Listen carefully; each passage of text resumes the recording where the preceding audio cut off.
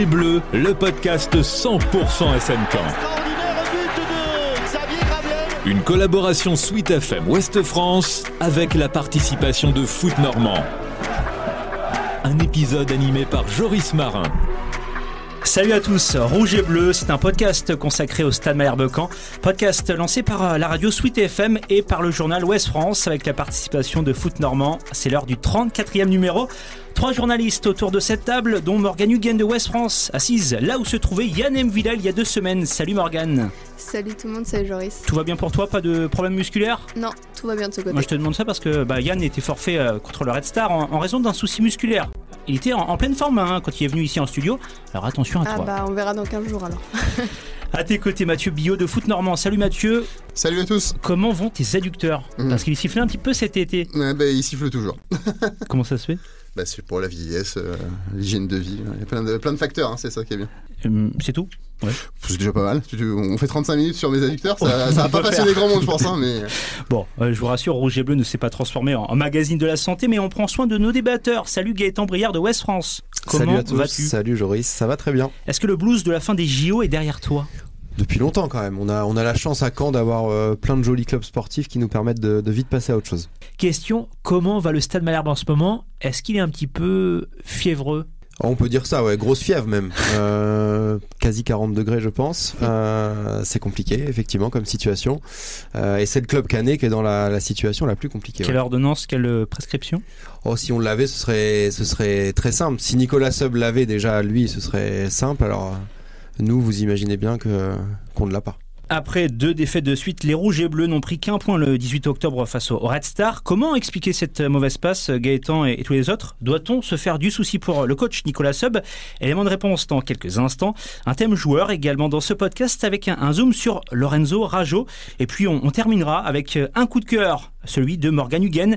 Il s'agit du superbe but inscrit par Noël Le Breton face au Red Star. Allez, on donne le coup d'envoi de l'émission, c'est parti. Zou. Caen n'y arrive pas, ce 18 octobre, Malherbe avait fait le break en menant 2-0 à l'heure de jeu sur le terrain du Red Star. Malheureusement, les joueurs de Nicolas Seub se sont fait rejoindre. Score final de partout. Mathieu Billot, les Canets, auraient pu perdre cette rencontre tellement ça a été difficile sur la dernière demi-heure. Ouais, c'était difficile sur l'ensemble du match. C'est dur ? Ah non. Non, non, pas du tout. Non. Il y aurait pu avoir une ouverture de score au bout de 30 secondes de jeu, au bout de 90 secondes de jeu.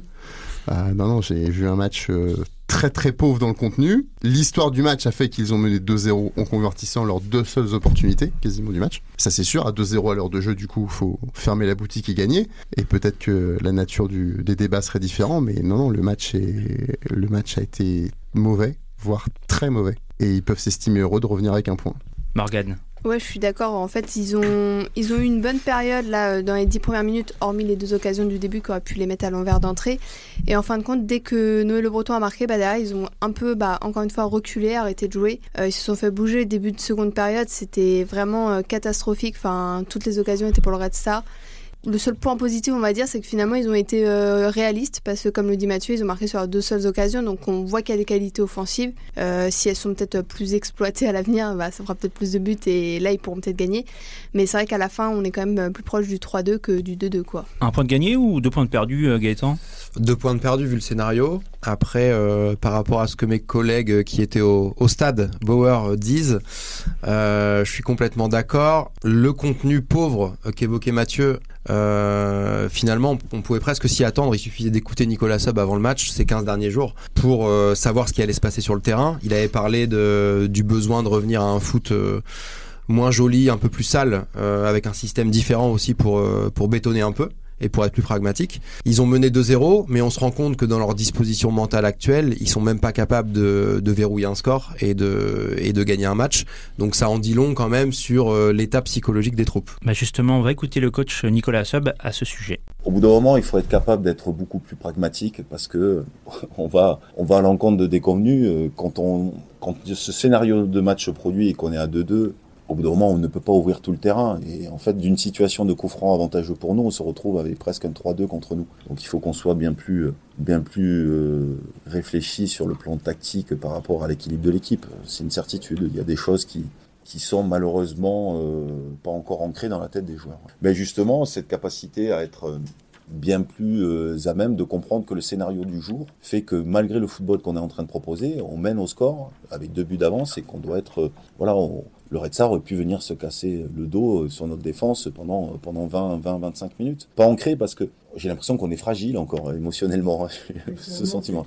C'est là la différence avec l'année dernière, c'est-à-dire que l'année dernière on voyait que les joueurs étaient pas très bien mentalement encore après leur longue série de matchs sans gagner, mais qu'ils étaient hyper solidaires et qu'ils arrivaient à tenir le score, donc c'était des 0-0 et que finalement ils arrivaient à faire basculer en 1-0 ric-rac comme disait Nicolas Seub, et là malgré 2 buts d'avance t'arrives même pas à être solidaire et à garder ce score finalement, et on voit qu'il a voulu passer en défense à 3 pour soi-disant amener plus de solidité défensive, et ça n'a pas vraiment marché parce que du côté de Valentin Henry et de N-Team, les ballons passaient très facilement quoi, dans le dos de Val-Henry notamment quoi. Mais ce que tu dis en l'occurrence sur N-Team et Henry, moi plus généralement, je trouve qu'effectivement on a des performances individuelles sur les matchs qui sont très différentes selon les postes, selon les joueurs, et qu'on n'arrive absolument pas à retrouver cette unité collective de la saison dernière.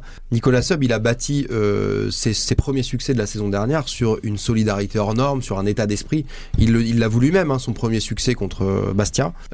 C'était presque un miracle, c'est arrivé très vite, avant tout sur des valeurs. Aujourd'hui, ce socle-là, j'ai l'impression qu'il n'arrive même pas à le retrouver avant même de parler de jeu. Est-ce qu'il y a les joueurs pour ça parce qu'il y a eu quelques changements cet été. Les joueurs pour ça, oui, c'est peu ou prou les mêmes que la saison dernière, mais il y a des joueurs qui sont très en deçà du niveau qu'ils ont affiché la saison dernière. Je pense que tout simplement la saison dernière, quand Nicolas Seub est arrivé, ça restait quand même sur une série de 11 matchs sans victoire, ce qui est quand même rarissime à l'échelle du foot pro, et que les joueurs, ils en avaient aussi un petit peu marre de passer pour des idiots, et que, encore une fois, vous aviez fait sauter le levier du coach, et quand vous faites sauter le prochain, c'est les joueurs. L'électrochoc, le fameux. C'est surtout que les joueurs, ils se bougent un peu plus les fesses parce qu'ils n'ont pas envie non plus de passer pour des idiots. Et aujourd'hui, il y a des joueurs sur le terrain, ce qu'ils proposent, c'est honteux. Très clairement, tu penses à qui, Mathieu ? Je ne veux pas citer de joueurs, mais c'est honteux. C'est honteux. Franchement, je sais même pas... je pense qu'il n'a pas le choix, Nico, mais peu importe le coach. Donc, très clairement, certains, ils attendent, je pense, que le coach saute. Je vois pas d'autre explication. Puis là, ils se bougeront les fesses. Et peu importe l'identité du coach, et dans 6 mois, on remettra une pièce dans le jukebox, je sais pas. Aujourd'hui, c'est la prestation. On sait qu'ils sont capables de faire mieux. On l'a vu il y a 6 mois, 1 an. Donc, ponctuellement, on peut dire peut-être sur 1, 2, 3 matchs, tu peux être moins bien. Mais il y a des joueurs aujourd'hui, s'ils n'ont pas envie de jouer, faut qu'ils le disent, parce que franchement, c'est catastrophique. Alors oui, ils sont pas contents parce qu'ils sont restés, que certains devaient partir, d'autres ça leur plaît pas, d'autres se sont peut-être embourgeoisés, je sais pas. Mais aujourd'hui, ils sont là, mais c'est catastrophique. La grande différence pour moi avec la saison dernière, c'est qu'il y avait urgence la saison dernière. Et que quand il y a urgence, un joueur, il se dit, j'ai plus le choix. Aujourd'hui, moi, cette équipe, elle me donne le sentiment qu'elle n'est pas encore dans l'urgence. On entend des discours après les matchs, on s'est parlé, on s'est 15e sur 18 quand même, 15e sur 18 après 9 journées. Mais 9 journées. Et c'est peut-être ça le problème, c'est que ce club il y en a 34 ne saisit pas cette saison. Ouais, mais ce club ne saisit pas l'urgence encore de la situation, ou pas assez. Et qu'effectivement, moi, à mes yeux, on entend beaucoup de discours. Les joueurs nous disent eux-mêmes on va arrêter de parler, on va agir. Sauf qu'aujourd'hui, le constat, il est là. On peut entendre beaucoup de discours tournés vers le haut, c'est-à-dire qu'ils vont parler de Ligue 1 ou que pour eux, ils sont pas là pour jouer le maintien, mais en fin de compte... À l'image de Valentin Henry qui disait ce groupe, il est pas taillé pour jouer la 14e ou 15e place. C'est pas le seul à l'avoir dit, mais du coup, au bout d'un moment, il va falloir jouer le maintien, parce que là, justement, tu joues des équipes qui jouent le maintien. Le seul fait réel aujourd'hui, c'est que quand 2 équipes qui étaient il n'y a pas si longtemps que ça en Ligue 1, samedi prochain, ce sera un duel d'équipes qui luttent pour le maintien aujourd'hui. Donc il y a urgence. Parce que, donc on ressort ce mot.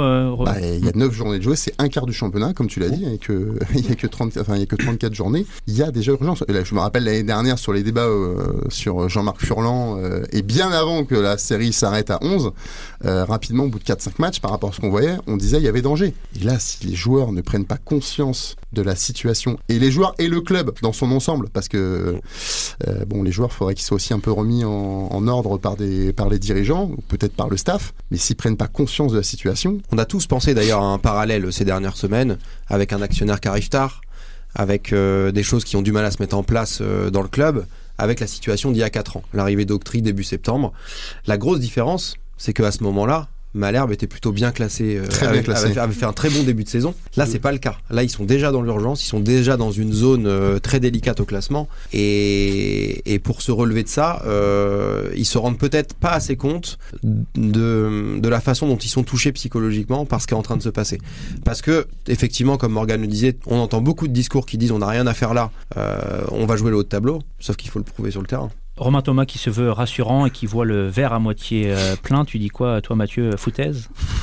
Non, mais il y a eu plein de discours comme ça après le match. J'ai pas envie trop de les déclarations d'après-match. Je vais être franc, je trouve que ça n'a quasiment aucun intérêt. Je vais être franc. C'est très bien chaud, sans recul. C'est très bien que les joueurs s'arrêtent. Je veux pas les blâmer, mais pour entendre ce que j'ai entendu vendredi soir, à l'exception, je crois, de Quentin Lecuche. Franchement, sinon. Mais on en a besoin pour nos papiers quand même, Mathieu. Et voilà. C'est pour ça que je veux pas acheter. Mais je trouve. Enfin voilà, je n'ai pas envie de. C'est très bien, c'est gentil, ça arrête. Dans plein d'autres clubs, ça se passe pas comme ça. Mais bon, voilà. Franchement, après la prestation qu'ils ont fait vendredi, à part dire on a été zéro, ce qu'on fait, c'est catastrophique. Et si on se bouge pas sérieusement, on va droit en national. Parce que là, c'était quand même le Red Star en face, qui n'avait pas gagné depuis, voilà. Depuis fin août. Parce qu'on a dit le Paris FC, ok, c'est un candidat. On a dit Lorient, ok. Là, c'est le Red Star. On ne faut pas me faire croire que... Et tu te fais balader par le Red Star. Après, je sais pas comment vous avez vécu le moment du stade à Bauer, mais la situation symptomatique pour moi, c'est quand tu mènes 2-0 et que tu vois que le score est réduit dans les 2 minutes qui suivent et que tu n'es pas capable de verrouiller. Finalement. Moi, 2-0, première réflexion, je dis, là, faut tenir 10 minutes et le match, il est gagné. Pas eu le temps de terminer ma phrase, but. Et là, moi, je me dis, au moment du 2-1, ça va faire 3-2 pour le Red Star. J'en ai été intimement persuadé. Et il y a eu des attitudes, visiblement, en fin de match, du côté canet, qui étaient plus pour préserver un score que pour aller gagner. De toute façon, la dynamique, c'était très clairement, à la fin, c'était si on sauve un point, c'est un miracle.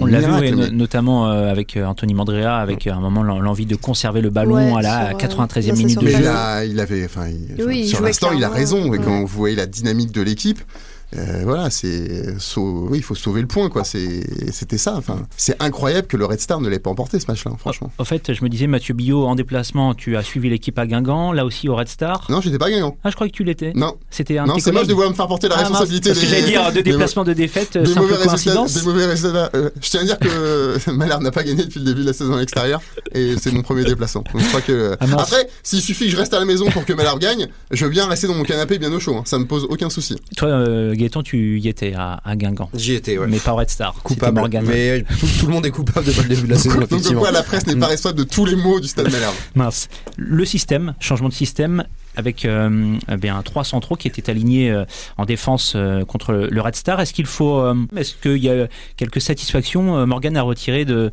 ce système, de cette mise en place proposée par Nicolas Sub? Pour moi, si on veut qu'il marche un peu, de toute façon, il faut lui laisser du temps parce qu'il faut que les joueurs s'habituent à ce système. Après, je ne suis pas persuadée que Malherbe a aujourd'hui 3 très bons défenseurs centraux pour jouer dans ce système. Et il y a un autre truc qui me fait douter, c'est aussi que Nicolas Sub lui-même le met parce qu'on a l'impression qu'il n'a pas le choix, mais il n'a pas l'air convaincu par ce système. Donc pour moi, un coach qui n'est pas convaincu lui-même par ce système, je ne vois pas comment il peut... Choix par défaut. Voilà, je pense, oui, que c'est le choix par défaut pour justement essayer de se prendre moins de buts, ce qui n'a pas été le cas. Donc en plus, ça ne donne pas forcément envie de le reconduire. Un seul clean sheet cette saison. Les 2 systèmes qu'il avait évoqués auprès de nous, Nicolas Sub, en début de saison, préférentiel de sa saison à venir, 4-3-3, 4-2-3-1. Moi je le vois aujourd'hui comme une cartouche pour essayer de faire changer les choses, pas comme une solution dont il est forcément persuadé, mais il y a besoin d'essayer des choses pour essayer de créer un électrochoc et essayer de voir aussi si ça peut fonctionner sans qu'il soit convaincu par ce système-là au vu des joueurs qu'il a. Le match de vendredi le montre, voilà, c'est pas la solution exceptionnelle, la solution miracle. Est-ce qu'il va avoir l'envie de l'installer dans le temps? Honnêtement, j'en suis pas sûr. Et je sais pas aujourd'hui si c'est... Pour moi, la prise de conscience, elle viendra pas d'un système en fait. Elle viendra d'attitude, elle viendra de valeurs communes sur le terrain. Et dans la durée d'un match aussi, il parlait des trous d'air récemment en conférence de presse. C'est hallucinant comment, à l'intérieur même des matchs, il peut y avoir des périodes de 10-15 minutes, pas beaucoup plus en général depuis le début de la saison, mais positives. Et comment on peut se retrouver derrière avec une demi-heure de néant total, mais de néant total à la fois en termes de production, mais aussi en termes de duel gagné, en termes d'intention. Le contraste, il est quand même assez saisissant, je trouve. Ce système, il l'avait aligné 2 fois la saison passée face à QRM, avec à la clé une victoire, et puis également Bordeaux. Une fois contre Bordeaux, avec là cette fois-ci une défaite à la maison. Je rejoins un peu Gaëtan, je crois pas que ce soit un problème de système ou quoi que ce soit. Après, pourquoi il met ce système-là? Parce qu'il a les joueurs pour jouer ainsi. Ça veut dire qu'il a beaucoup de milieux de terrain axiaux. Donc du coup, ça lui permet d'en aligner 3, qu'il a beaucoup d'attaquants. Mais c'est tombé au moment où il y en avait d'autres blessés, malheureusement. Oui, c'est tombé, voilà. Mais malgré tout, comme vous êtes riche, entre guillemets, dans ce secteur-là, vous avez pu aligner le Breton, Rajo, et donc du coup, il a changé un petit peu en titularisant Mika Le Bihan. Mais vous avez beaucoup d'attaquants, un petit peu axiaux. Donc en fait, le boulot d'un coach, c'est aussi de s'adapter. Et de toute façon, il n'a pas le choix, vu qu'il n'a pas eu ce qu'il demandait initialement. Joueur de vitesse sur les côtés. Voilà, donc il s'adapte. Donc par rapport à l'effectif à disposition, ça semble pas totalement incohérent de faire ça. Mais encore une fois, moi je rejoins Gaëtan. Enfin, vous pouvez mettre, quand vous produisez ce que vous produisez au Red Star, mais vous pouvez jouer dans tous les systèmes, toutes les animations possibles. Quand vous faites prendre dans votre dos de la première à la 90e minute et que l'égalisation, elle vient sur une action comme ça fait 10 fois que vous faites avoir. Je sais pas, enfin moi le coach, je sais pas ce qu'il peut faire sur le. Je pense qu'aujourd'hui c'est en partie un peu sans solution, mais je trouve aussi que quelque part il est dans son rôle en changeant de système. Parce qu'on pourrait lui reprocher, au vu de ce qu'il voit en 4-3-3, de ne rien faire finalement. De toute façon, quand vous changez pas, on vous reproche de changer, et quand vous changez, et que ça fonctionne toujours pas, on vous dit pourquoi t'as changé ou pourquoi t'as fait tel changement, parce que c'est grosso modo c'est pas bien. Donc voilà, quand tu perds de toute façon t'as toujours tort, voilà. Donc ça c'est. Mais ce qui est sûr, c'est qu'il est forcément troublé, et il s'en cache pas en conférence de presse, de la différence entre les bonhommes qu'il a en face de lui cette saison et les bonhommes qu'il avait en face de lui la saison passée. Je dirais même peut-être qu'il était déçu.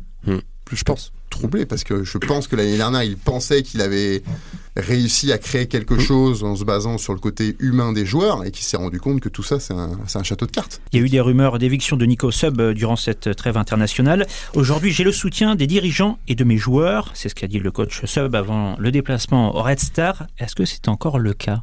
Les joueurs l'ont pas montré sur le terrain vendredi soir. Je vais citer un certain Mathieu Billot. Exprimer son soutien au coach, joueur comme dirigeant, c'est bien. Le traduire par des actes, c'est encore mieux. Eh ben, c'est digne de Shakespeare, ça. C'est beau. Ouais, je voulais dire illustre.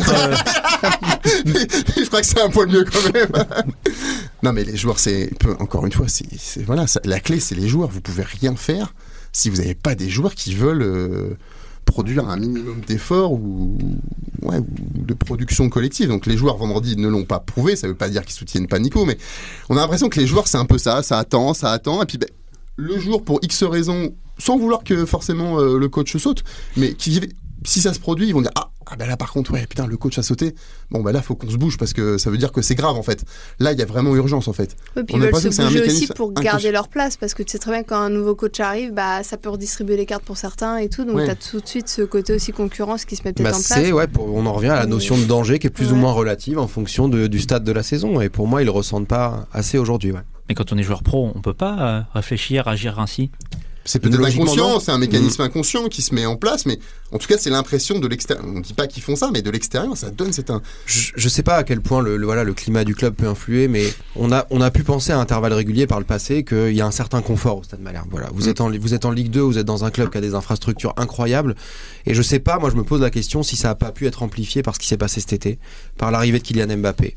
Voilà, on joue dans un club où il y a des belles infrastructures, il y a des moyens, et puis en plus il y a le plus grand joueur de l'équipe de France qui gère le club maintenant. Il a racheté le club, voilà. Ça peut installer une forme de confort aussi inconsciemment, et de se dire, pour l'instant, le compte il n'y est pas, mais il va y être. Parce qu'on a les infrastructures, on a le propriétaire, on a les ambitions aussi à terme de revenir en Ligue 1. Donc pour l'instant ça le fait pas, mais ça va le faire. Sauf qu'aujourd'hui ça le fait pas. Il y a des joueurs qui se pensent bien meilleurs qu'ils ne le sont réellement. Aujourd'hui, combien de joueurs sont capables, à l'instant T, de jouer en Ligue 1 dans une des 18 équipes de Ligue 1? Le chiffre, il est compris, à mon avis, entre 0 et 2. Alex Mendy. Je suis pas contre Alex Mendy, mais Alex Mendy, pour moi, très compliqué de jouer en Ligue 1, parce que la Ligue 1, ça joue que sur la transition, et que lui, c'est pas son style de jeu. Donc pour moi, Mendy, très compliqué. Hormis sur le potentiel, les 3 jeunes qui sont Brahim, Noé, Thiam, sur le potentiel, parce qu'en performance, aucun n'est titulaire dans un club de Ligue 1 aujourd'hui. J'en vois aucun. Donc les mecs se pensent, parce qu'à un moment, ils y ont joué, très très peu, parce qu'on leur dit, mais parce que leur entourage doit, franchement, aujourd'hui c'est mais ils sont dans le trou aussi psychologiquement. Voilà, il y a l'aspect mental qui joue, faut pas s'en cacher. Il y a leur potentiel qui est complètement sous-exploité, et puis vous rentrez petit à petit dans une espèce de psychose où vous vous dites comment on va faire pour gagner un match, parce que c'est ce qui est en train de se passer. Quand vous recevez Lorient, et qu'honnêtement je suis à peu près persuadé que les joueurs ils ressortent du terrain en se disant mais c'était largement supérieur à nous, parce qu'il faut se le dire quand même, Lorient c'était 3 fois supérieur à Caen. Derrière vous allez au Red Star, vous menez 2-0, vous faites rejoindre 2-2. Comment on va faire pour gagner un match en fait? Maintenant ils en sont là, Maintenant c'était pas le cas C'était pas le cas avant, mais c'est fou comme un match, en l'occurrence Guingamp, a flingué le peu de confiance qu'ils avaient réussi à avoir après 2 victoires, somme toute assez cohérentes, on va dire, à domicile. Là, on a l'impression qu'ils sont tombés au 36e dessous. Et moi, je veux dire, on parlait des joueurs, et je ne veux pas me faire des potes encore, mais il y a un gros déficit d'autorité dans ce club. Mais alors, il faut faire quoi ? Est-ce que déjà, il faut recruter à tour de bras lors du mercato d'hiver ? Est-ce qu'il faut se séparer du coach ? Est-ce que... Si c'était la solution miracle, ça se saurait. Voilà, Malherbe l'a expérimenté dans le passé. Alors, séparer du coach, bon voilà, après ils font... Moi, je trouve que séparer du coach à l'instant T à Malherbe, ce serait vraiment un aveu de faiblesse de la part de ses dirigeants. Vraiment, très clairement. C'est peut-être ce qu'ils vont faire, hein. Et peut-être que ça fonctionnera. Mais il n'y a aucune visibilité, qu'on ne parle pas de projet à moyen ou long terme. Parce qu'il y en a, franchement, pour moi, il y en a zéro. Mais surtout, soit faut qu'ils recrutent des dirigeants, soit faut que les dirigeants actuels tapent un peu du poing sur la table. On me rapporte, il y a encore des joueurs qui refusent de jouer avec la B. Je trouve ça fou. Je trouvais ça fou il y a un an, et je trouve ça toujours fou. Je sais pas, t'es salarié du club, on peut dire peut-être c'est une punition avec la B, mais surtout c'est pour que tu gardes du rythme, c'est pour que tu rendes service à ton club. Non, je suis trop bien, je vais pas jouer en B. Et ces mêmes mecs, je dis pas ça contre Nico Sub, ces mêmes mecs, si on a besoin d'eux dans 3 semaines à mois en équipe première, ils joueront. Mais c'est quoi le message qui est envoyé ? Je trouve ça... Alors je sais pas si ça se passe comme ça dans d'autres clubs, certainement, hein, parce que... Mais je trouve ça hallucinant que des joueurs refusent de jouer en B. Je trouve que ces mecs-là, ils devraient plus être dans le groupe pro jusqu'au 30 mai. Je trouve ça fou. Non, c'est un contexte qui manque de sérénité aujourd'hui et c'est amplifié par un truc parce que Joris, tu faisais allusion à l'épisode des rumeurs d'éviction. Ça serait pas arrivé si Kylian Mbappé n'était pas devenu le propriétaire du Stade Malherbe. Parce qu'il y a certains médias qui se sont mis à s'intéresser au SM Caen, qui racontent n'importe quoi et qui balancent des rumeurs comme quoi Nicolas Sub va être évincé dans quelques heures. C'était il y a 8 jours, ça quand même. On attend Depuis, toujours. Il s'est rien passé, on attend toujours. Il n'y a pas eu d'excuses, il n'y a pas eu de démenti, parce qu'il n'y a pas beaucoup de valeurs et pas beaucoup de principes dans certains médias. Et du coup, c'est pas que le Stade Malherbe est responsable de ça. C'est que, indirectement, l'arrivée de Kylian Mbappé en tant que propriétaire fait graviter autour du club davantage de monde, davantage de médias. Et on peut le dire, ça a foutu le bordel au club. Ces rumeurs d'éviction. Il y a eu besoin d'apaiser les choses auprès du staff. Et malheureusement, ça participe à ce climat qui manque un peu de sérénité aujourd'hui, à la fois sur le plan comptable, bien sûr, c'est le cœur du problème, mais aussi sur ce qui gravite autour de ce club. Il n'y a pas de... Dès cet été, il y avait déjà eu des noms qui commençaient à circuler pour soi-disant... prendre la suite de Nicolas Sub, alors qu'il n'y avait jamais eu été question que dès cet été il soit pas là, parce qu'il avait été rassuré dans l'été. Donc Zoumana Camara. Voilà, mais c'est vrai que même pour lui, je trouve que ça met pas un climat sain, parce que quand t'entends ça alors que t'as même pas encore joué un seul match de l'année, ça te met une pression d'entrée, quoi. Il n'y a pas de sujet Nicolas Sub, on est dans la perspective de poursuivre avec lui. Par définition, c'est quelqu'un qui a compté et qui va compter, c'est ce qu'a déclaré Mathieu, le nouveau président du SMC, Ziad Hamoud, fin septembre. Il s'était confié à un groupe restreint de médias. Oui, il avait dit ça il y a un mois. Je reviens sur ce que disait Gaëtan, sur ces... Alors aujourd'hui, on va qualifier de rumeurs de départ. Toujours, je connais pas les personnes qui travaillent dans ces médias, que ce soit Foot Mercato ou le Disport. Toujours est-il que ça sort bien quand même de quelque part. Alors soit c'est une tentative de déstabilisation énorme du club et tout. Toujours est-il qu'en réponse à cette tentative de déstabilisation, moi j'ai pas vu de prise de parole de Ziad Hamoud. Je veux le dire. Moi à titre personnel, j'ai pas tenté de le contacter. Je sais que certains confrères de la presse régionale ont essayé et qu'ils l'ont pas eu. Je trouve ça un petit peu dommage, sans que forcément il y ait un article derrière qui fasse 4000 signes. Je trouve ça dommage que peut-être le président du club n'instaure pas une relation peut-être avec les médias régionaux en disant, même en off, tu me cites pas, mais en off, je t'assure, il n'y a pas de sujet. Disons, nous, pour resituer, on a eu les garanties. Comme quoi Nicolas Sub restait l'entraîneur, mais ils n'ont pas estimé nécessaire de faire une prise de parole effectivement publique pour démentir ça. Ah, c'est pas, je veux pas lire dans mon journal le lendemain Ziad Hamoud, Nico Sub et tout. Mais aujourd'hui, qui c'est qui dirige le club ? Est-ce que c'est la famille Mbappé et donc les représentants qui y sont à la tête ? Est-ce que c'est Pierre-Antoine Capton, comme c'était le cas la saison dernière sur les grandes décisions, parce que Nicolas Sub, c'est Pierre-Antoine Capton qui l'a installé à ce poste-là. Donc voilà, si aujourd'hui c'est Pierre-Antoine Capton qui dirige le club et que c'est Pierre-Antoine Capton qui dit il n'y a pas de sujet sur l'éviction de Nicolas Sub, je dis ok, d'accord. Mais si c'est la famille Mbappé qui dirige et que c'est quelqu'un d'autre qui me dit, je dis moi j'aimerais bien savoir que le patron, l'actionnaire principal, si c'est vraiment lui qui dirige le club, même en off, dise voilà, faut une confirmation. Par rapport à la citation, Joris, que tu évoquais du président Hamoud, je suis persuadé que ce qu'il dit ici, c'est vrai. C'est-à-dire que je suis persuadé aujourd'hui que le Stade Malherbe a l'envie d'installer Nicolas Seub dans la durée. Par contre, je suis persuadé aussi aujourd'hui qu'au vu du nombre de points dont dispose le Stade Malherbe et au vu de son statut en Ligue 2, c'est logique de s'interroger. Nicolas Seub nous en a parlé en conférence de presse. Il sait que c'est un poste exposé. Il sait qu'au vu de son bilan jusque-là comptable, il est potentiellement en danger. Mais dans tout autre club, avec ce statut-là en Ligue 2, avec ce nombre de points, ça se passerait. Mais qu'est-ce qu'ils font, au-delà de dire qu'ils le soutiennent, qu'est-ce qu'ils font réellement pour le soutenir ? Visiblement, le mercato, ils n'ont pas accédé à ces demandes. Comment il est entouré au quotidien ? Moi, aujourd'hui, je sais pas. Bientôt, il y aura un directeur général. Bientôt, il y aura un directeur général. Tout à fait. C'est peut-être une question de temps, effectivement. Malheureusement, Malherbe, du coup, a grillé quelques cartouches, donc le temps commence à lui manquer. Effectivement, peut-être que dans un mois, on se posera plus cette question. Aujourd'hui, un directeur général qui va arriver d'ici fin octobre. Ok. Pas de directeur sportif opérationnel. Cette question est toujours pas réglée. On est quand même mi-octobre. Qui travaille sur le mercato de janvier ? Qui travaille sur le mercato de l'été prochain ? Parce que c'est maintenant, hein, c'est pas... Peut-être que pour eux c'est clair et que pour nous c'est très flou. C'est possible. Oui, ils disent peut-être pas tout. Exactement. En tout cas, encore une fois, ça serait bien de le clarifier. Il a fait une prise de parole quand on a voulu lui poser ces questions-là, notamment sur Eveline. Je suis désolé, pour moi, il a botté en touche à chaque fois. Sur tous ces sujets-là. Après, il raconte ce qu'il veut, il nous dit ce qu'il veut, il n'y a pas de souci. Moi, je vois pas concrètement au quotidien ce qui se passe pour aider Nicolas Seub. Je vais donner une anecdote, ce qui va en faire rire, je pense, beaucoup. Mais Patrice Garand, la première saison en Ligue 1, 2014-2015, il demande à ce que... alors je vais appeler ça un préparateur mental, mais Patrice Garand ne serait pas d'accord avec moi, vienne faire des séances. Ça en fait rire beaucoup encore aujourd'hui et tout. Au moment où Malherbe est dernier de Ligue 1. Ouais, quasiment. Ouais. Gérard Baglin, pour ne pas coach le citer. mental. Après, on en pense ce qu'on veut, c'est de l'escroquerie, c'est machin truc, c'est pas importe. En tout cas, on lui accorde. Lui, Patrice Garand dit, a posteriori, dans la remontée de Malherbe, que ça a joué un rôle. Peut-être du flanc, j'en sais rien. Toujours est-il qu'il a demandé un truc, il l'a eu. Ça, pour moi, c'est un acte concret qu'on soutient son coach. Aujourd'hui, je me demande comment, concrètement, le coach de Malherbe, qui est Nicolas Seub, il est soutenu au quotidien dans une période compliquée. Encore une fois, je donne l'exemple des joueurs de la B, enfin des joueurs qui ne veulent pas aller en B.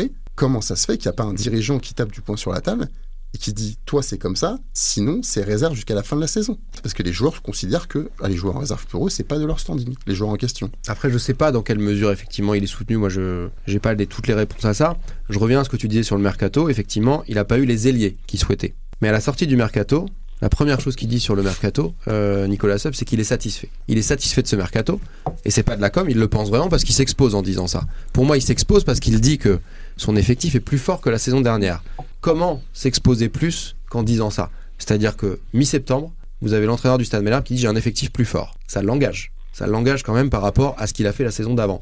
Il n'était pas obligé de le dire. Aujourd'hui, la situation comptable, elle est compliquée, mais il estime qu'il a un effectif plus fort. Alors effectivement, tout le monde en doute. Les supporters, les médias, les suiveurs, tout le monde en doute. Mais en disant ça, il apporte quand même une réponse assez claire sur son regard sur le mercato, avec des manques par rapport à ce qu'il avait demandé, mais quand même un regard assez positif là-dessus, moi je trouve. Et pour le moment, ça donne 2 victoires, 2 nuls et 5 défaites avec cette équipe. C'est peut-être une erreur de com, là, l'histoire de j'ai un groupe plus fort, parce que je doute qu'il le pense réellement. Pour le milieu de terrain, il le pense, avec plus de technicité, plus d'intelligence au cœur du jeu. S'il suffisait d'aligner 11 bons joueurs pour faire une équipe, on ferait tous coach. La question qu'on s'était posée, je me rappelle, à la fin du mercato, c'était peut-être que sur le papier, il y a un effectif plus fort, mais à quel moment de la saison il sera plus fort ? Parce qu'avec l'épisode Alexandre Mendy, avec les épisodes du mercato, on s'était dit ça va prendre du temps. Finalement, Alexandre Mendy, il est revenu, il a planté des buts comme s'il n'était jamais parti. Et on s'est dit, tiens, ça y est, ça repart à Malherbe, comme par magie. Et puis en fait, au final, ça retombe. Mais parce qu'aujourd'hui, il n'y a pas ce fil conducteur, je trouve, encore une fois, d'un état d'esprit et de valeurs communes, quoi. Jusqu'à quand pour imposer ces principes ? On sait qu'il y a deux matchs à venir très importants qui peuvent être cruciaux. La réception de Troyes, puis le déplacement à Martigues. Pour moi, avant le déplacement au Red Star, la séquence des 3 matchs, elle était essentielle. Vous jouez 3 équipes qui sont derrière vous. Red Star, Troyes, Martigues. C'est un enchaînement capital à la fois pour Malherbe et pour Nicolas Seub. Il faut quoi ? Au minimum 4 points ?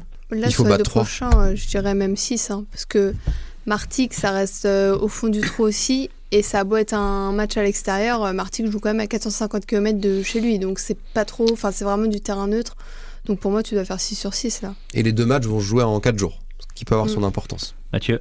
Si les dirigeants soutiennent vraiment Nicolas Seub, peu importe le nombre de points qu'il y aura mardi soir, si tu crois au projet, tu y crois jusqu'au bout. Sinon, c'est toujours tu mets une pièce. Donc en fait, sinon il y aura toujours une pièce. Donc tu vas gagner samedi c'est 3, c'est ça, ouais. Tu vas gagner 3 et tu vas y prendre un point à Martigues. Tu perds contre Bastia. Ah, c'est quoi, t'es de nouveau en danger? Mais la question c'est plutôt si tu gagnes pas un des 2 matchs qui vient. Bah du coup, pour moi, il y a pas de projet du coup à moyen terme. Il y a pas de projet. Enfin, je sais pas.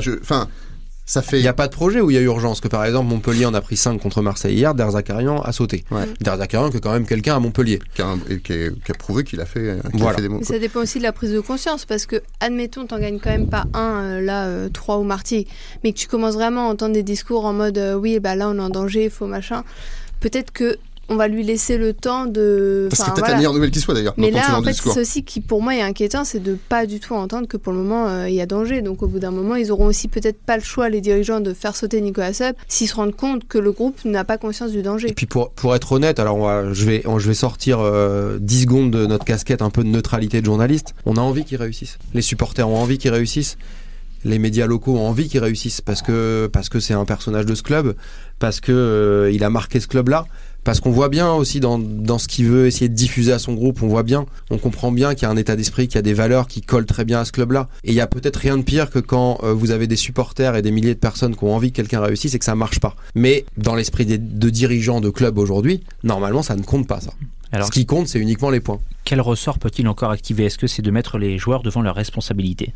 C'est déjà fait ça pour moi. Enfin, j'espère que c'est déjà fait. Et je vois pas comment ça pourrait ne pas être dire en conférence de presse, oui, il y a urgence. Je l'ai dit aux joueurs. Peut-être un changement de discours.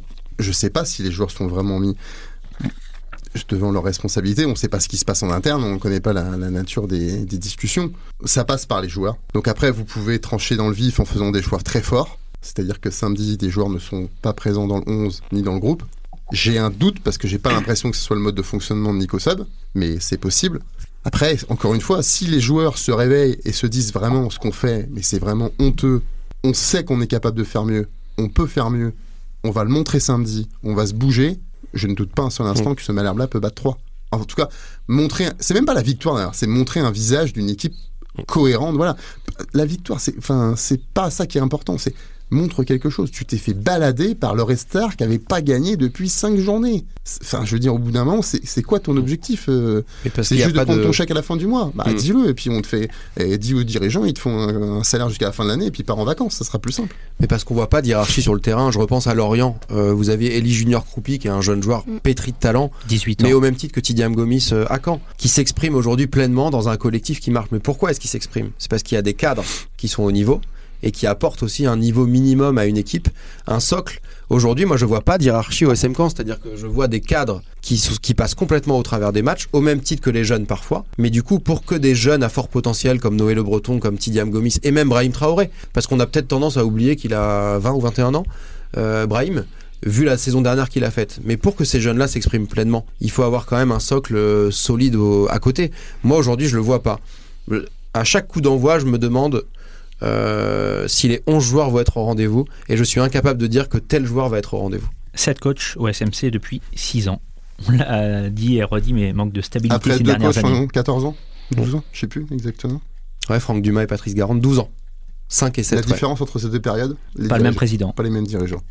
Tout n'était pas parfait avant, tout n'est pas noir aujourd'hui. Mais je pense que les dirigeants devraient se poser quand même quelques questions en se disant, ça fait 5 ans, ou depuis 2020 on va dire, que ça ne fonctionne pas, que ce soit Pierre-Paul ou Jacques sur le banc, que ce soit peu importe à la présidence, c'est-à-dire qu'il y a un réel problème de fond. Et c'est pas en disant on a un club de Ligue 1 qui mérite la Ligue 1 que tu vas y aller. C'est pas comme ça que ça se passe. Et ça correspond à la plus longue période du club en Ligue 2 depuis un sacré bout de temps. 6e saison consécutive en L2. Dans l'ère moderne, le record c'est 7 si je me trompe pas, entre 95 et 2001-2002 à peu près. On est bien parti pour l'égaler ce record. Et il fait moins plaisir que le futur de Alex Mendy. Il porte les couleurs du Stade Malherbe depuis cet été. Le milieu de terrain, Lorenzo Raggio, a 27 ans, sous contrat avec les Rouges et Bleus jusqu'en 2027. 9 matchs disputés cette saison. Un joueur ayant retrouvé une place de titulaire contre le Red Star, Morgan Huguen, à la faveur d'un changement de système. Ouais, Lorenzo Raggio, j'imagine que c'est de lui dont tu parles. Ouais, Lorenzo Raggio. Ouais, pour moi, c'est un profil intéressant. Un petit switch. Normalement, je l'ai cité. Mais non, je crois que je l'ai entendu. Hein. Mais pour moi, c'est vraiment une bonne recrue qu'a fait le SM Caen avec Lorenzo Raggio parce qu'il cesse de progresser ces dernières saisons. On l'a vu l'année dernière à Rodez, il a fait une très très bonne saison. Et il faut pas oublier qu'au début où il arrive à Rodez, il était un peu remplaçant, comme là il a connu à Caen, et c'est par ses performances qu'il a gagné sa place. Donc on peut penser que c'est un joueur qui a besoin un petit peu d'acclimatation et qui, quand sera vraiment bien lancé, pourra être un titulaire régulier. Je trouve que c'est un joueur qui apporte vraiment dans les passes, sur les coups de pied arrêtés. Enfin, il a vraiment un profil intéressant, mais qui à l'heure actuelle ne matche pas 100% avec Malherbe parce qu'en fait c'est un joueur qui s'exprime vraiment quant à la possession du ballon. Et là, malheureusement, Caen ne l'a pas. Court beaucoup derrière le ballon. Donc du coup, je pense que va aussi falloir être patient pour le voir à son plein potentiel. Un garçon également décisif sur le plan offensif. On l'a vu contre Annecy, ouais. Auteur de l'égalisation. Ouais, il a beaucoup de qualité, ça se sent dans les pieds. On l'a vu la saison dernière, plus que cette saison pour l'instant. D'ailleurs, il avait fait mal au Stade Malherbe. Je sais pas si vous vous en souvenez. Très mal, ouais. Henri s'en souvient pas. Pour le coup du sombrero, c'est sûr. Val-Henri. Ouais, Val-Henri. Non, c'est un super joueur de foot qui respire le foot. Comme le disait Morgane, je pense que c'est un joueur qui a besoin qui peut s'exprimer dans un climat positif. Alors, il l'avait créé la saison dernière avec son équipe. Aujourd'hui, il fait face à une nouvelle concurrence au milieu de terrain, dans un club comme le SM Caen. Quelqu'un comme Yann M'Vila, c'est pas quelqu'un que vous pouvez mettre sur le banc. C'est impossible. Quand vous recrutez ce joueur-là, vous devez en avoir conscience. Je parle à la fois en tant que joueur, mais en tant que gestion aussi de vestiaire. Vous avez Noé Le Breton qui est sur la pente ascendante, qui sort d'une belle saison, qui est un produit du centre de formation et que le club a envie de voir grandir. Donc il y a une nouvelle concurrence pour Lorenzo Raggio. Moi, je trouve qu'il a un profil qui est nouveau dans l'effectif. Tu parlais, Morgane, notamment des coups de pied arrêtés. Le dernier bon tireur de coups de pied arrêtés est fiable.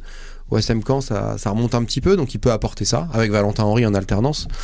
Il a des qualités vraiment évidentes, intrinsèques. Après, pour qu'il s'impose dans la durée, je pense qu'il lui faut un autre climat bien plus positif. Un joueur estampillé pour le moment Ligue 2. Il a connu la L2 avec Clermont, Le Mans et Rodez, ainsi qu'avec le Stade Malherbe. Il est venu à Caen pour poursuivre son apprentissage et son ascension. Ouais, moi par rapport au profil, par rapport à l'effectif, pour moi le concurrent de Lorenzo Raggio, c'est, même s'il se ressemble pas du tout, c'est Bilal Brahimi. Parce que voilà, je rejoins encore ce qu'a dit Gaëtan. Yann M'Vila, vous le mettez pas sur le banc. Et de toute façon, c'est pas ce qu'on a vu vendredi. Il va dire, et devant sa télé, il va dire, je suis tranquille.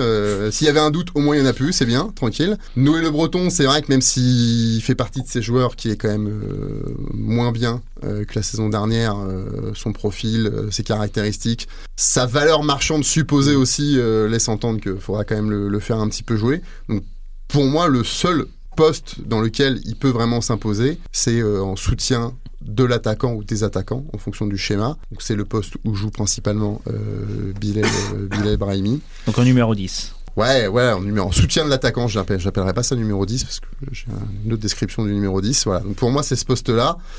Voilà, avec Bilal Brahimi, c'est qui est champion des montagnes russes, donc un jour c'est très très bien et le lendemain c'est moins bien. Donc lui, c'est la carte de la régularité, à lui de prouver. Et encore une fois, je pense qu'il en est conscient, faut qu'il fasse plus. Il fait partie de ces joueurs, faut qu'il fasse plus. Enfin, on attend beaucoup plus d'un joueur comme ça. On parlait des coups de pied arrêtés, plus encore, bien meilleur. Quand vous avez dans votre effectif Romain Thomas, Didi Gocho était pas là, voilà, Alex Mendy et tout. Mais enfin, ça doit être une arme, ça doit être voilà, donc beaucoup plus et voilà, donc c'est pas facile, mais encore une fois, j'attends beaucoup plus de ce joueur-là, de plein d'autres, mais de ce joueur-là en particulier. Il y a peut-être eu un contre-coup physique parce qu'il était arrivé à Caen sans vrai prépa physique. Il avait dit au début effectivement qu'il n'était pas très bien encore physiquement. Après, je pense que depuis le temps, là, il a dû rattraper quand même le retard. Mais et puis sur ses premiers matchs, voilà, il était quand même titulaire en fait. Là, c'est depuis le changement de système en 4-2-3-1 qu'il avait perdu sa place. Et là, il est revenu, mais c'est vrai qu'on voyait plus, par exemple, Noé se projeter que lui, alors qu'ils étaient censés plutôt alterner, et que lui, c'est censé être sa force de se projeter, et au Red Star, il l'a pas assez fait, à mon sens, quoi. Est-ce qu'il doit jouer davantage, selon toi ? Encore une fois, il faut qu'il y ait la place sur le terrain, comme on disait, parce qu'avec un M'Vila, on n'en a pas parlé. Est-ce que tu mettrais, toi, à la place de Bilal ? Oui, on peut, mais là, on a bien vu qu'il a préféré mettre aussi Mika Le Bihan. Donc, parce que effectivement, il lui manquait M'Vila et Didi Gocho, mais peut-être que Le Bihan est aussi dans les plans à plus long terme. Hein. Je ne pense pas. Je pense que Mika Le Bihan a été titularisé parce que Yann M'Vila a fait forfait lors de la dernière séance et qu'il a fallu trouver un schéma bis que ça a été celui-ci, Rajo aurait Mais été... il aurait pu mettre Brahimi. Ah oui, voilà. Mais la question, c'est est-ce que Rajo va jouer? Donc, je pense que ce week-end, Rajo était passé devant Bilal. Qu'est-ce que ça sera samedi? C'est un autre débat. Tu sais pas? Pas encore. Ah bah non, si je le savais, ce serait fort. T'aurais déjà fait un web. J'aurais dû faire un article. Rouge et bleu, le coup de cœur. On a une nouvelle chronique cette année, soit un coup de cœur, soit un coup de gueule. Morgan Huguen nous parle d'un bijou du premier but inscrit en L2 par le jeune Noé Le Breton. C'était vendredi contre le Red Star. Magnifique, sublime. Exactement. À ce moment-là, le match était plutôt pas mal du coup, parce que Malherbe menait 1-0. Et vraiment, un très très beau but. Franchement, ce que j'ai aimé, au-delà de la réalisation du but qui est magnifique avec cette reprise de volée qui va en pleine lucarne opposée, c'est vraiment le côté où en fin de compte c'est un ballon en cloche mal contré d'un défenseur, etc. Et que Noé se bat pour le rattraper, pour être à la retombée de ce ballon. Donc il y a aussi une caractéristique de ce joueur que j'aime beaucoup. Hargne. Exactement. Et voilà, et ça a récompensé aussi un retour en tant que titulaire où il a fait, pour moi, et c'était le meilleur Canet vendredi, il a fait vraiment un très bon match. Ça récompense aussi ces 11 mois de progression qu'il a. Lui-même a reconnu qu'il a un début de saison plus compliqué que l'année passée. Alors il y a des raisons aussi qui peuvent être logiques à ça. Il y a la suite de l'apprentissage, il y a la concurrence nouvelle comme on parlait avec M. Villar, Rajo, tout ça. Mais voilà, c'était un premier but qu'il attendait, que ses coéquipiers avaient l'air d'attendre aussi parce qu'il a dit qu'il se faisait pas mal chambrer. Je pense que le public aussi l'attendait, donc j'espère que ça va pleinement le lancer. Et puis oui, Mathieu était à côté de moi du match, il m'a dit tiens, on tient le but du mois d'octobre. Bon, finalement, avec Riyad Hachem, il y aura concurrence. Ah oui, moi je pourrais écouter Malherbe. Voilà, mais au moins, il aura mon coup de cœur, même si c'est pas le but du mois d'octobre. C'est un but qui peut rendre jaloux Alexandre Mendy. Il aurait bien aimé le marquer, je pense, Alex Mendy. Oui. Moi, j'ai adoré la spontanéité et l'insouciance finalement du geste. Parce que c'est assez improbable quand même de se dire tiens, il y a un ballon qui vient de 15 mètres de haut, bah tiens, je vais tenter une reprise de volée croisée comme ça, petit filet. Donc non, chapeau. Et puis on parlait justement de la confiance des joueurs. Dans une période où on parlait qu'ils ont l'air dans le doute tous, là c'est un geste qui montre que lui a plus ou moins confiance quand même, quoi. Et puis présent au bon endroit dans la zone de vérité, la zone de finition. Nico Sub a déclaré pour un premier but, dès comme ça il n'en mettra pas tous les jours. Jaloux Nico Sub? Il en a marqué quelques-uns quand même, pas beaucoup, mais 2-3 qui sont jolis quand même, Nicolas Sub, dans sa carrière. Ça le mérite au moins d'exister. Prochain match des joueurs de Nico Sub ce samedi 26 octobre à la maison à Dornano contre 3, coup d'envoi à 14h. Place à la devinette. Morgane, je crois que tu devines maintenant mes devinettes. Là, j'ai pas trop bossé. À ton avis, c'est quoi? Non, tu sais pas? Non. L'ancien meneur de jeu, Benjamin Nivet, a porté les couleurs du Stade Malherbe pendant 5 saisons. Durant 12 ans, celle de 3. Il a pris sa retraite, vous le savez, à l'âge de 42 ans. Son dernier but en compétition a été inscrit lorsqu'il avait 41 ans. Buteur face à quelle équipe? Messieurs, madame? En barrage. Je t'entends en barrage contre Lorient? Non. Face à Caen, en 2018. Ah oui, c'est fort ça. Donc, sur la dernière saison. Il a pris sa retraite quand? Un an après. D'accord, ok.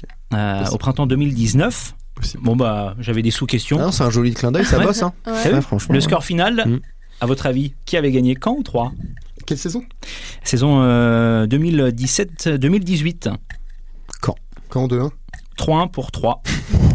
La seule réalisation du SMC marquée par Monsieur Ivan Santini. On n'était pas bon là. Ça arrive parfois. Les formations malherbistes à l'honneur dans ce podcast. Ce 19 octobre, l'Abbé recevait le SU d'Yves Cabourg. Défaite des Rouges et Bleus 2-1. Pourtant, Malherbe avait ouvert le score. Ça arrive parfois de perdre.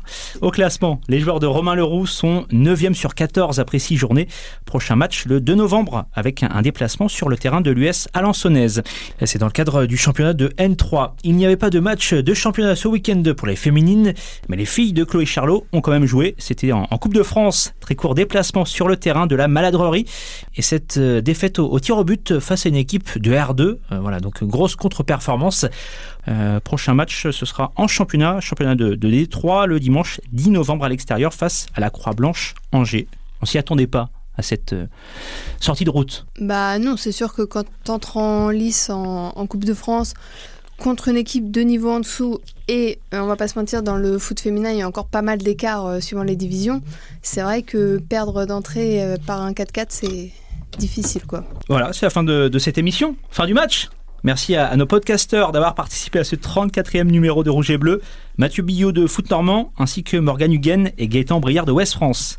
Merci Merci à toi. Également Salut à toi, Joris. aux auditeurs de nous écouter sur Spotify, Deezer, Amazon Music ou encore Apple Podcast.